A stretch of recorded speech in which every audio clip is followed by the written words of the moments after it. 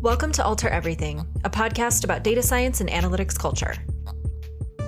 At Alteryx, we've taken a lot of steps to create safe spaces for everyone, including neurodivergent folks. And in this episode, we're driving awareness to mental health.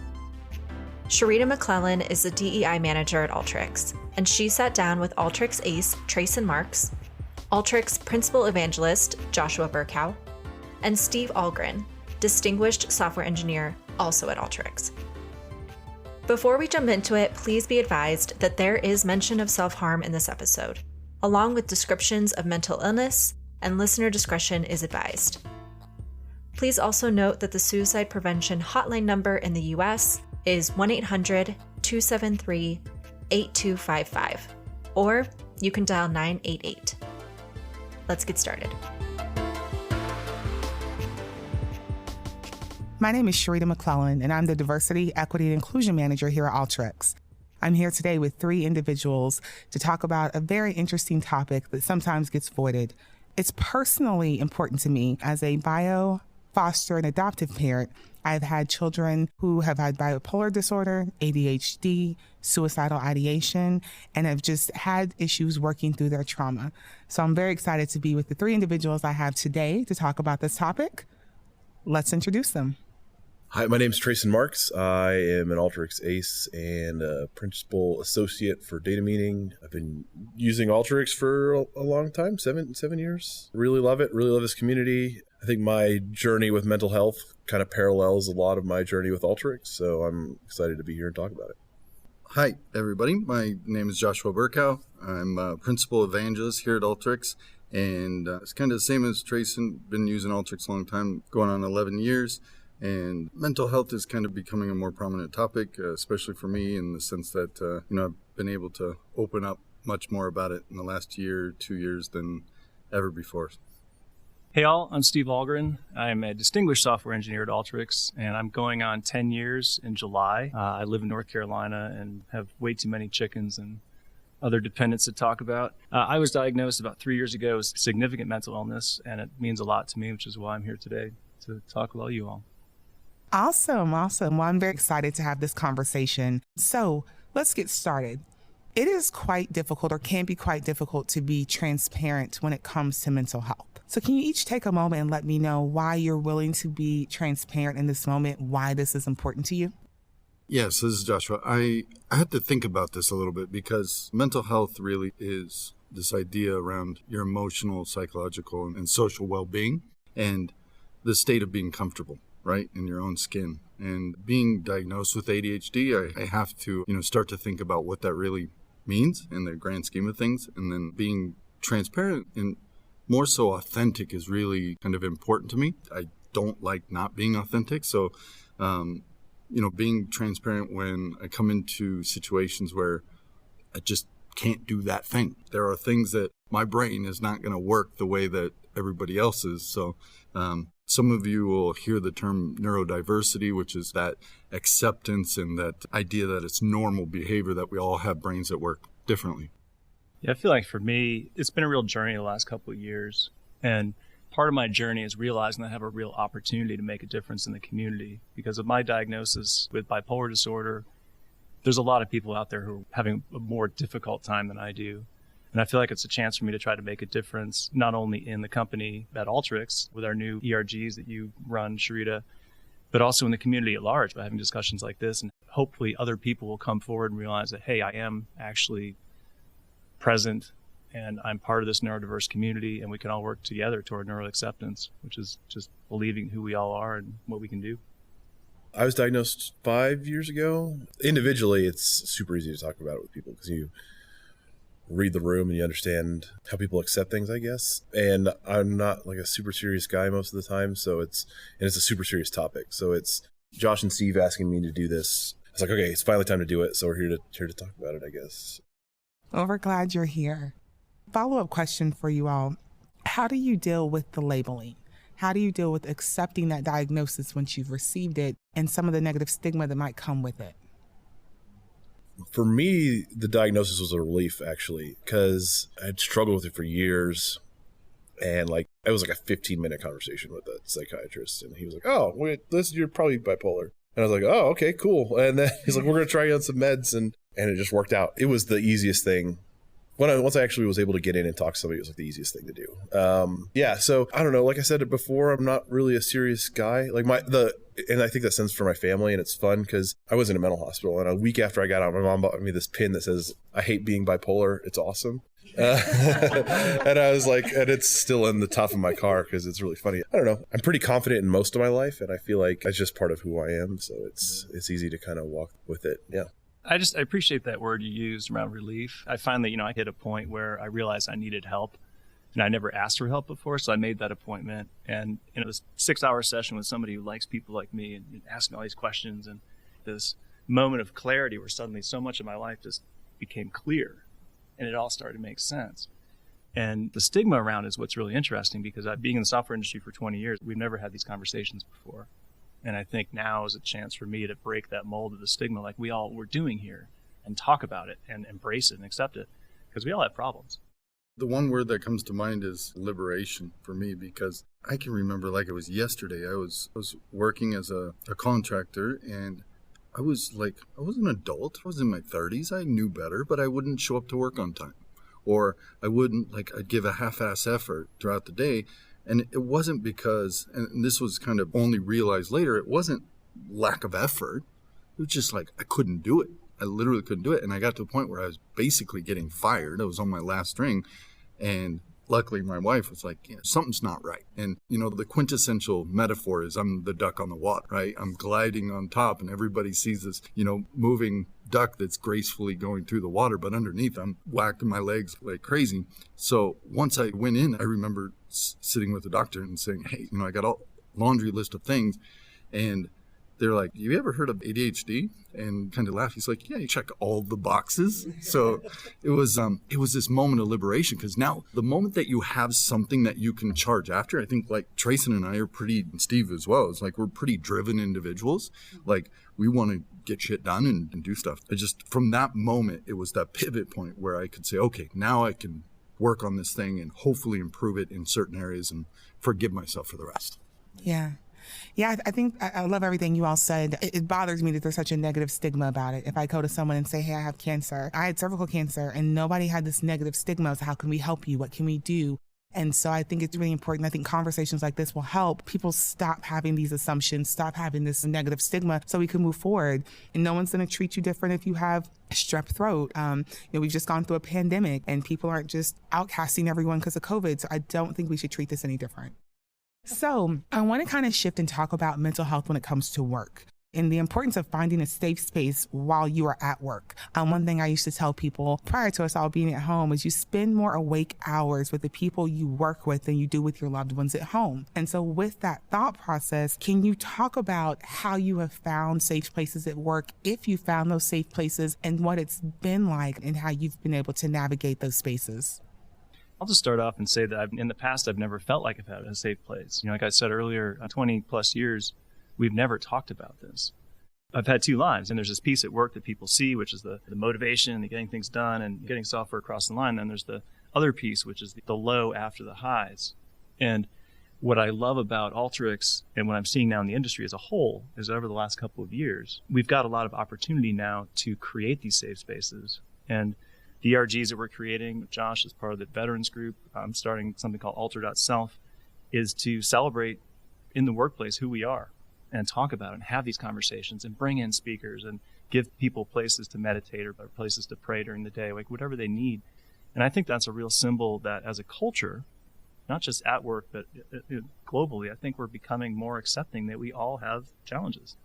We need to talk about it, and we need to be accepting of everyone else, because we all have these things that are not seen, but they're there. I love how you point out that we have things that aren't seen. So as a DEI manager, one of the things I always point out is the majority of diverse characteristics are not visible. Correct. I like to use the iceberg analogy. You see the top of the iceberg, which are your visible characteristics, maybe your gender, your race, but everything underneath the waterline is the biggest part of ourselves. That's right. And so not making those assumptions based on what's visible is very important, and kind of leads me to another question of, how do you think people act or respond to visible versus non-visible symptoms? Or how do you think people respond and act differently towards that? Yeah, it's funny because the hyperactive part of my diagnosis is right on my sleeve and everybody in the world can see it. So there is a little bit of that outward thing that once you're clued into, some behaviors, it's visible, but 99% of it is not. And especially I would say the struggles, like Steve hit on a little bit, there's so much happening behind the scenes that nobody catches and is aware of until something bad happens. Oh, they got fired, or they did something we're supposed to do, or any of those sort of things. So it's really quite interesting to go through the world with your interactions with people, knowing that maybe 5% of them, right? Yeah, you can see that they're wearing a T-shirt, but you don't know all the stuff that went into putting on that T-shirt, right? Like, I find it fascinating because that's opening up a whole bunch of doors for me at least. So let's talk about coping. My daughter, I adopted her now, but when she first came to my home and she was a cutter. Didn't know what was going on, so I had to research and doctor's visits and all the things. And so we learned about coping mechanisms and coping skills and what triggered her. And so just wondering how you all are coping, what skills you are utilizing in the workplace or in your personal lives to deal with any challenges or obstacles that you may interact with or that you may come up against. And if you have any tips for others when it comes to building their own safe spaces and identifying their coping mechanisms and being able to utilize those in a way that helps them succeed. For my diagnosis, so when I was in the hospital, it was actually a really cool experience. We had on-site therapists, and they were talking about just a lot of things that people go through. One of the things they talked about was like rumination, which is where you focus on something and you just can't stop. And so like, I'd have days where I'd have a meeting and I didn't like how it went or something like that. And I'd spend like 4 hours just like thinking about it and be like, I did nothing this afternoon. I don't know if it's creating a safe space or not necessarily, but just kind of understanding how I work and I can identify those things quickly. When I find myself snowballing, it's easy to yank myself out of it. I guess just the understanding of what's happening in my head was super important for me. So for me, it was really interesting because like on the surface, I drink copious amounts of coffee, which is a very well-known coping mechanism for ADHD. But one of the things that I've just recently realized in the last 6 months since I really joined Alteryx was the more that I find that I'm open and clear and talking about it, I get into conversations and it slides in. I'll say, hey, we need to coordinate this, or I need someone to manage all this. And my brain's going, yeah, no, nice try.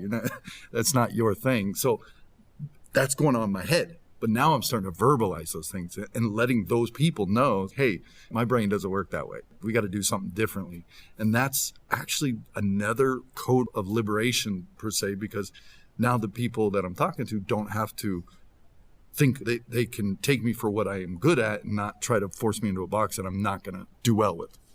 Yeah, for me, my whole life, for as long as I remember, I've always had a song playing in my head. I mean, this sounds crazy, but I'll get a random Coldplay song stuck in my head for a week, or a Rush lyric just over and over and over again. And so the coping mechanisms for me have been really beneficial.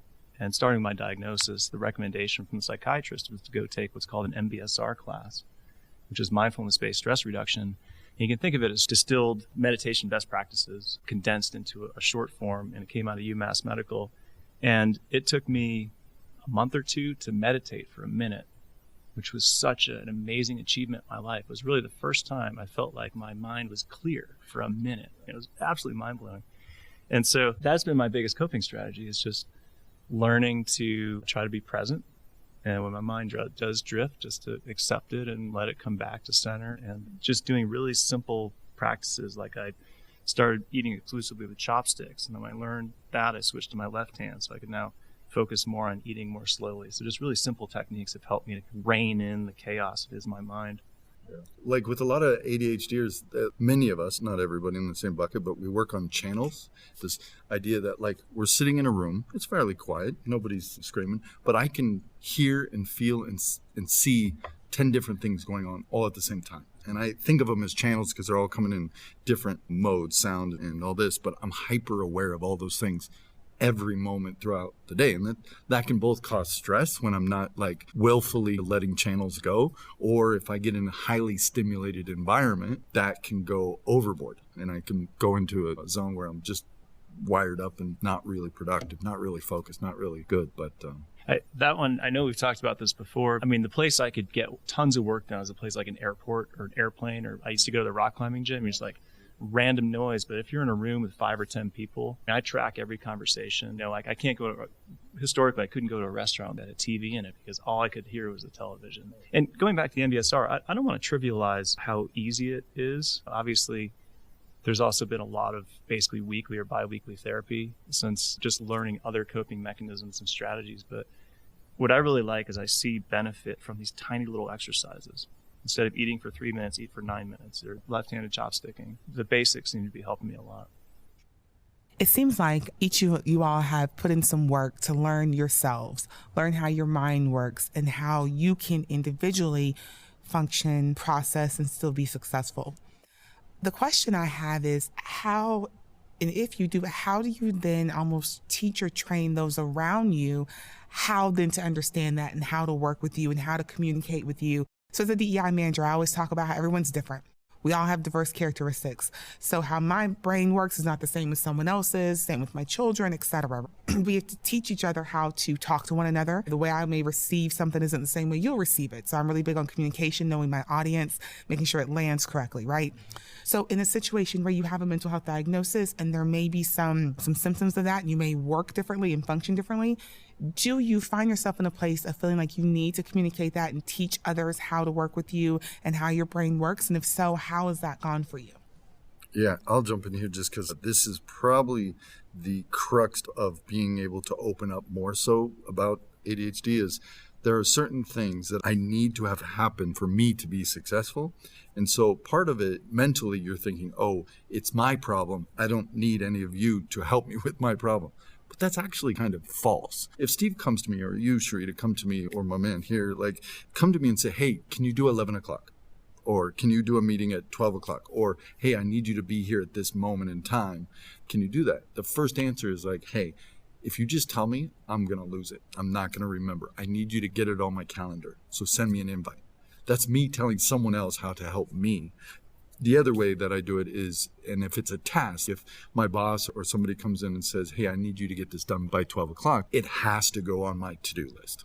And I use Todoist as my to-do list manager. But like those two things are non-negotiable with me. If I can keep those, which I work very hard to, then I know I have a really high chance of being successful. If I don't, I absolutely 100% know I'll fail, like without a doubt. I don't know. I think I have an interesting opinion. It's my problem. It's for me. That's definitely how I feel, where it's not everybody else's responsibility for me to walk into a room and be like, I'm bipolar, you have to deal with me this way. Like I think a lot of the way we deal with other people is just like common courtesy things. Like not knowing that you have ADHD, and I just learned that I have to put you on the calendar. Like that, I don't think we have to put that in the Josh is a person with ADHD box. It's just like, oh, that's just how Josh works. But you really, like you identify with the idea that you don't want to burden somebody else. Yes, but this is probably a pretty unpopular opinion, but I just don't know how we can expect to operate where we have to understand everything about everybody necessarily, or definitely challenging. Yeah. Or like I go into clients all the time, so I can't be like, hey client, these are how you have to work with me. Yeah, but I don't think it's a bad thing necessarily. Like I'm totally fine with that. I'm an adult. I have to deal with me problems. And I think that's part of what got me to the hospital is that I was like, I'm an adult. I got to deal with me problems.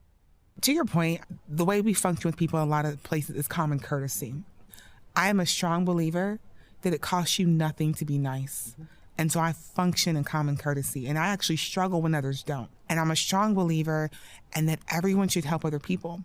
And so I think I agree with you on that how we function is common courtesy.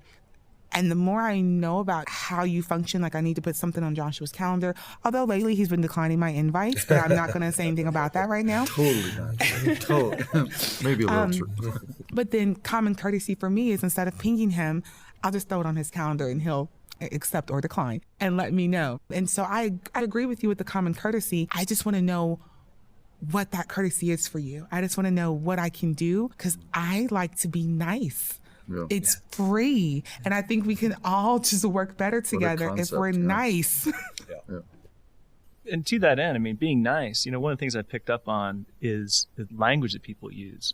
And one in particular that's gotten me is like, oh, it's just my OCD kicking in. I'm like, well, okay, well, over here, OCD, it's not your OCD kicking in. That was you being cautious. But I've picked up more on discriminatory language.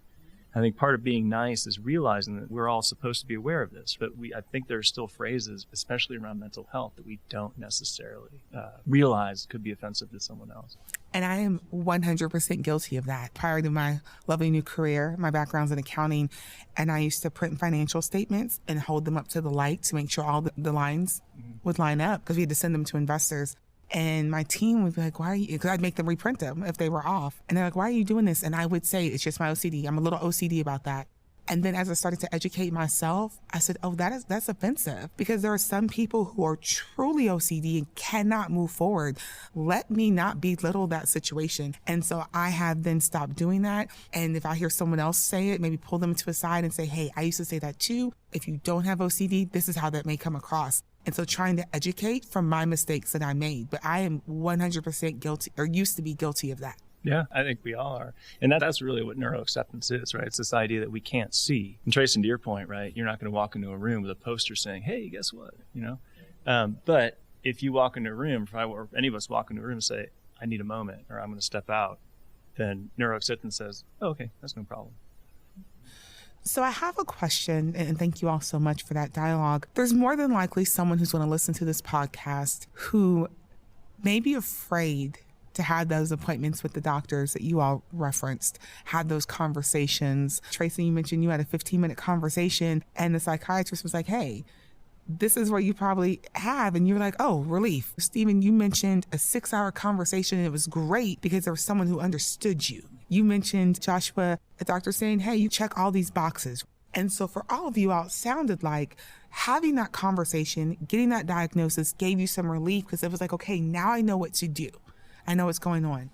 What advice do you have, or words of encouragement or wisdom to someone who probably needs to make that appointment? They probably need to put one foot in front of the other and make that happen. Yeah, so I think for me, it was, there's nobody else who knows what's going on with me. I have this very unique problem, and no one else has the same brain as me and all that stuff. And then it was a shock. I was like, yeah, so I have these highs and these lows, and this is what this looks like. And he was like, oh yeah, that's bipolar, probably bipolar type 2. And I would suggest that even if you aren't ready to have a conversation, try to get in now, because a lot of places, they take forever to get into a psychiatrist. There's a big, I don't know if it's a shortage, but a lot of people need it nowadays. So the waiting list is months at a time, especially after the pandemic. Yeah, I think one of the other things that I'd like to point out, going through that diagnosis, it almost feels like they're able to reach inside your soul and try to, like, they've got you figured out. And it's creepy because you're like, to Trayson's point, like, you think that you're the only one on earth that has all this crazy stuff going on in your head and going a mile a minute and not able to sit still. And they start picking it apart. And they're like, oh, yeah. And you probably have troubles with this, too. And you probably struggle with this and as well. So there's a little bit of realization that you're not all by yourself. The other thing that actually helped me was the moment I got on Ritalin, the sky opened up and the doves flew out. And I was like on fire because it took away. And by the way, let's be very clear. I'm not recommending medication. But for me specifically, it was a moment where I was able to see the world from a view that I could comprehend. I know, just backing up a little bit before I get to the advice section, but I basically raced through my life as fast as I possibly could. And I feel like I've either lived in the future or lived in the past or lived just somewhere random. And what I didn't pay attention to is that things weren't okay. And so I think my biggest piece of advice is, if you're waking up every morning and asking yourself, could my life be better? Do I really want to spend my days thinking like this or wishing I was something different? Like, I ignored all those signs, and it was only really, especially with my family life, realizing that it could be a lot better, that I finally picked up the phone and made the proverbial call. And fundamentally, it's changed my life. So make the call. Ask a friend, ask your pastor, talk to your sister, talk to a coworker. Just make that moment of truth happen, because if you don't, it's not going to change. Yeah, the one thing that you and I talked about, Steve, is the family situation, and how, like, a diagnosis and then just being open with them. Like, my wife it's taken her 20 years to try to really fundamentally understand what I can and can't do, what expectations she can have of me and what she can't. And she's now just such an amazing partner because she's able to know where I can succeed and not. Yeah.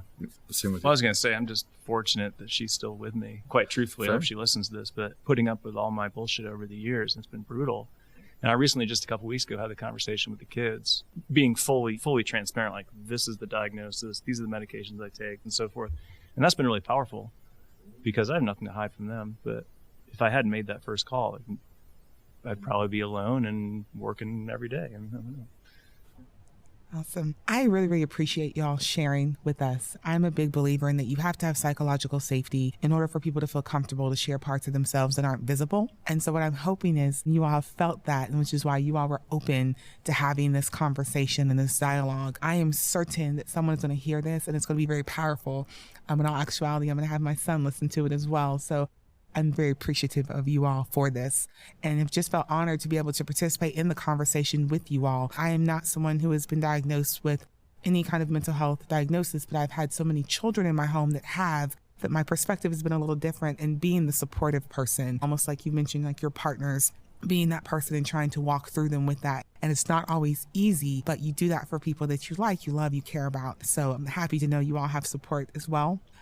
In the next 30 seconds or to a minute, can you each share your final thoughts that you'd want to give to those who are listening to this podcast? Getting help isn't as big of a risk as it might feel. I want to walk back something. I think Josh said it was creepy kind of when someone was like poking apart his brain, and I feel the difference, and I don't let that scare anybody necessarily because it is a vulnerable moment. You're going to go in there and you're going to talk to them about real stuff. And if you're not being truthful and honest about what's going on in your head, they're not going to be able to help you. So, I would recommend it to all, even people who maybe necessarily aren't going through things. Therapy's awesome. I think that's the first one, is remove the stigma or whatever you think about going to a psychiatrist or a psychologist. Like, that is frankly silly today for anybody to be like, oh, you're going to see a psychiatrist. It's freaking amazing. It's helpful and it's insightful. The other thing is, to tie it all back to the beginning, is I really start to challenge people in this whole idea of taking an honest look with your well-being. Are you really present? Are you there? Are you clicking on all cylinders? Do you feel good about, like, my guiding post is like, if I wake up, I better be freaking absolutely meant for the day. Like, I have to wake up and be ecstatic to be alive, be ecstatic to impact people positively. That's my guiding post. If you don't have that, like, search that, figure that out, try to get the help you need to feel that, because you absolutely should. Everybody deserves to be happy, right? That's right. Final thought, just pay attention to yourself and others. If you're feeling something that could be better, pay attention to that. If you have a friend who's talking about, hey, I'm not feeling well today, or you notice they've got droops under their eyes, so they're not sleeping, or they're talking about suicide, like, pay attention to that. If you have kids who are acting strangely, pay attention to that. One thing I would like everyone to do is to open up your phone and go to your contacts and add the suicide prevention hotline number. It's 800-273-8255. And that's a number that you can have on your phone. Share it with your friends. It could be something that saves your life or saves someone else's life. And don't be afraid to talk about this stuff. Neurodiversity is real. We all exist. We're lurking amongst you. Yep. We will find you. We will find you. No. But it's real. And we just need to talk about it like this and enjoy it, embrace it. That's what makes us all unique. Yeah, absolutely. Awesome. Thank you all. I appreciate it. This has been wonderful. Yeah. Y'all have a great rest of the day. Thanks so much. Awesome. Thanks for listening. If you have a success story of creating a safe space at work, share it with us by leaving a comment on this episode's page at community.alteryx.com/podcast, where you can also find links to resources mentioned on this episode. Catch you next time.